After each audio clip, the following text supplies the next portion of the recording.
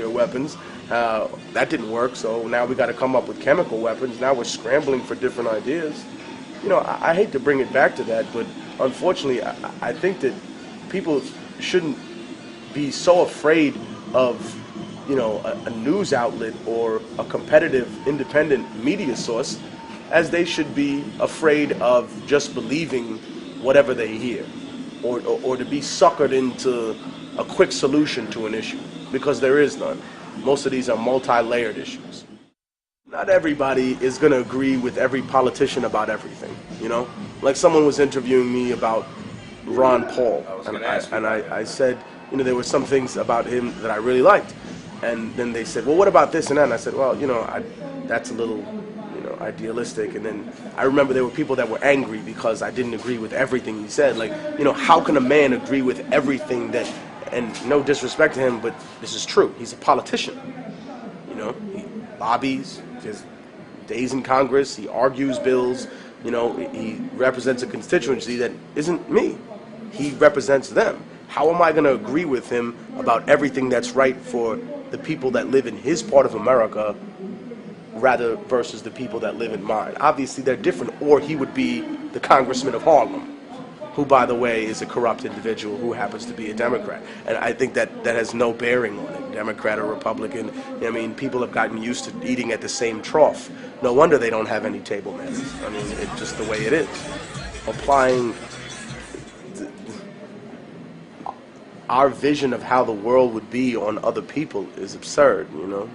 What if someone were to do that to us and come in here and say, oh, you know, like I explain to people when they're a little confused about the black or Latino experience in America or in the hemisphere, I said, you know, imagine if someone really did invade the Middle East, you know?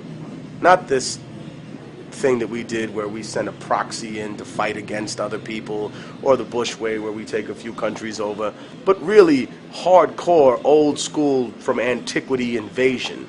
You know, the rape of women, the decimation of children, the destruction of religion, the destruction of a people's culture, to convince them that the Quran is a fraud, to convince them that the Prophet Muhammad never existed, that he's not a real figure in history, right? Imagine someone doing that to America, coming here, convincing everybody, you know, Jesus Christ is a myth, the Bible is a fairy tale, you know, you're all going to worship a different God, the one that I designate. You're also going to give your children to me. Everything about you that made you an American is going to disappear. Congratulations, you've just discovered the black and Latino experience for 400 years. That is the transfer of power. But that's not all of our history. That's not who we are as a people. That's unfortunately a small period of time within our history. Now, drawing from that example, you can apply it to a much larger scale to show people, listen, if we're suffering here in this particular point in America, that doesn't mean that we have to stay in that position forever. There is an amount of organizing that we're capable of doing. There are actions that can be taken. I really won't like them to get violent because I know how easily that can turn into utter chaos. But I'm telling you right now that if anything isn't done, then maybe that is the government strategy, to push people towards absolute breaking point status and then clamp down on them violently, which is what a lot of people feel like is going on. If you see the Occupy protest, it's a blueprint for what people are worried about who concern themselves with that. The city, the state, the police in Oakland or in New York, goading the protesters, you know, pepper spraying women. You know, at some point, people were going to break, and yet they haven't. You know, if you're going to call them violent protesters, I think it falls into a contradiction when you have 20 to 25,000 people in a mob in downtown New York. Hey, if we wanted to rip the city apart, we could have right then and there. We didn't tear the city up. Why? Because we love the city. We didn't ruin America. Why? Because we love America. Obviously a lot more than the people who claim that they do simply because they wave a flag. We want to make the country a more efficient place, a better place. We want people to invest in America, and I think one of the greatest failures of American capitalism was just in investing in systems and institutions. Those are great, but they have to also be matched with investing in people. You know, huge bailout for institutions and banks, none for people. You know. We give grants to universities. We need more grants for students that want to stay here. I think more than the message of materialism, what you're speaking about is the braggadocio attitude of hip-hop. I think the message of materialism is one aspect of that. To say that I'm better than you, I can say it in many ways. I can beat you in a fight. I'm stronger than you. I'm bigger. I have more people on the street. I got more guns. I have prettier women. This has always been kind of a back and forth, kind of teasing, almost a vaudeville, but also taken very seriously in the streets when people put their reputation up on the line. But I think having more money was something that came to the forefront as a part of the corporate involvement in hip-hop, and therefore them wanting to use that to be the ultimate trump card, to say, okay, who's got more skills? That's great. I'm glad that you can rap better than me, but I've got more money than you, so I'm better than you. Or technically you can freestyle better than me, but my video's on MTV and yours isn't, so I must be better than you. You know what I mean? It plays in every aspect of life. Think about it.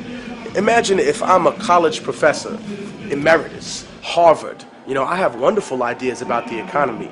They just so happen to help my friends that are themselves working at Goldman Sachs or somewhere else. You're a f***ing camera dude working for a show.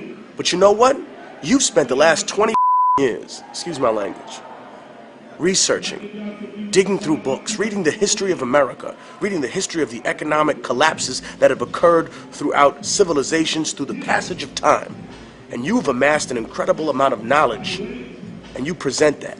Simply because I have more letters behind my name and I work for some fancy institution, people are going to believe me, and they'll go so far as to ridicule you, which is what happens in hip-hop.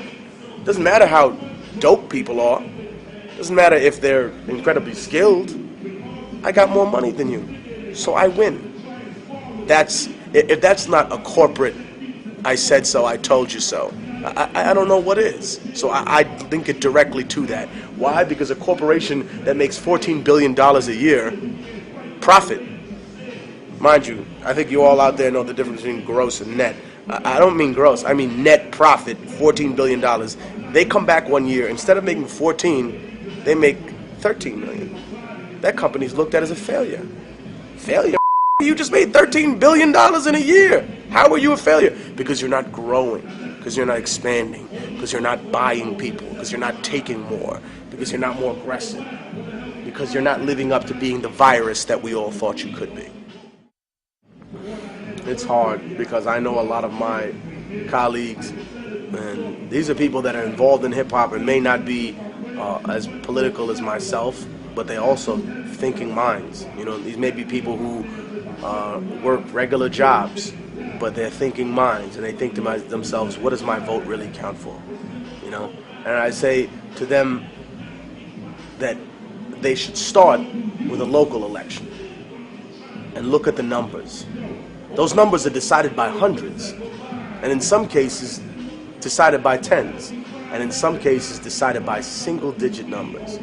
I mean, even if you look at Minnesota, at the Al Franken situation, wasn't his vote like 127, some ridiculous number like that? You can affect change in a certain way. I think what they feel disenfranchised by is that the candidate that they elected had all these promises and none of them come through. That, in essence, makes them feel more frustrated than anything else, but I don't think they should stop voting for it. I think, though, there should be severe campaign reform. And when I say severe, I mean, like, we're talking limitations to who can, come up with billions and billions of dollars from other people, the amount of debates that need to happen, the airtime that we afford individuals, the honest answers that we demand from people instead of allowing them to just glance off. I remember when, even though he's not necessarily known as the world's most moral man, but I remember when John Edwards challenged President Cheney in a debate very late. I thought he should have come out much earlier with this, about him voting against Martin Luther King Jr.'s birthday and all these other things that kind of exposed the weak underbelly of the right's issues with race. Not to say the left doesn't have them, because we all heard Harry Reid's comments about Obama being a quote-unquote well-spoken Negro. But I mean, it definitely does expose the right's more difficult way of covering that up and saying, all right, well, why didn't you? When he says, you know, I believe my record speaks for itself, you know, there was almost like, okay, well, we'll accept that. And at some point, we don't need to accept that. At some point, the voting audience has to say, no, I don't know that your record stands for itself, because I don't know what you're saying anymore. You claim that there's still a presence of Al-Qaeda in Iraq. Dude, we've gone over this, you know. How many hearts do you need to have in your chest before you come up with the right answer? At some point, you know, you just need to be honest with the American public and admit that you made a mistake. That's also another issue. They don't see accountability, so they feel uninspired to get behind a candidate. When someone comes out and said, no, this was my fault, I did this, you know. Katrina, Bush, no accountability. You know, I'm sorry, I should have done more. I thought it was all in Brownie's hands. He was doing a heck of a job. Well, he wasn't doing a heck of a job. He wasn't doing any job. And as a result, American citizens, you know, I know there are some people watching this that, you know, they would probably be less affected if they weren't American citizens. But I as a person that believes in God and really feels the pain of innocent people, it doesn't matter if they were citizens or not, they were people who were dying because of the negligence and the corruption in the American system. When you have an Arabian horse racer put in charge of FEMA, you know, when people see that happen, when they see that cronyism, that's when they get uninspired. I would just tell them that if they don't vote, they're going to see more of the same. The martyr doesn't come from the idea of needing to die for revolution. It comes from the idea of needing to live for revolution. You know, in the martyr's perception in, for example, Pedagogy of the Oppressed, is that the revolutionary must become the martyr because there are parts of him that must die. Selfishness, the ego. This is a process of death. It's not like just one day he wakes up like, oh, you know, now I don't have any issues. I could look past race and sexual orientation and class and get to the core problems that people have and how they need to be addressed. That's a process. That's a process that I've taken years and years to address. You know, updating my music, updating my flow, updating my skills, you know, updating the way my message gets across to people.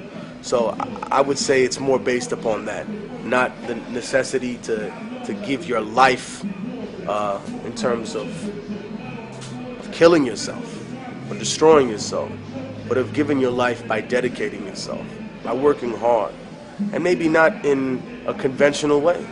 You know, maybe you are a revolutionary lawyer, a revolutionary doctor, an independent journalist. You know, maybe you offer health care to people in the hood. Maybe you do take pro bono cases. Maybe you're a psychologist that deals with underprivileged children that are the victims of abuse. I don't know. You can't save everybody, but you can save someone. The New World Order was born on September 11th. And you can't fathom the truth, so you don't hear me. You think Illuminati's just a fucking conspiracy theory? That's our show for tonight. We want to thank the crew for going out and doing the hard work to get those kinds of exclusive interviews like the one you just saw with Immortal Technique. And we want to remind you, the viewers, that subscribing to PrisonPlanet.tv is one of the best ways to support us, help us get the word out more. And one of the best ways to subscribe is with this holiday special, where you can sign up for a discounted price of $39.95, or you could get the DVDs too, 18 of them, with the subscription for a full year for $129.95. Share the subscription with your friends and family, or even strangers. Give them the passcode, not your personal data passcodes, but one you can make ready to share with people, and help us spread the word about this transmission and reach more people before it's too late. Thanks for tuning in. Alex will be back later. For tonight, that's all we have.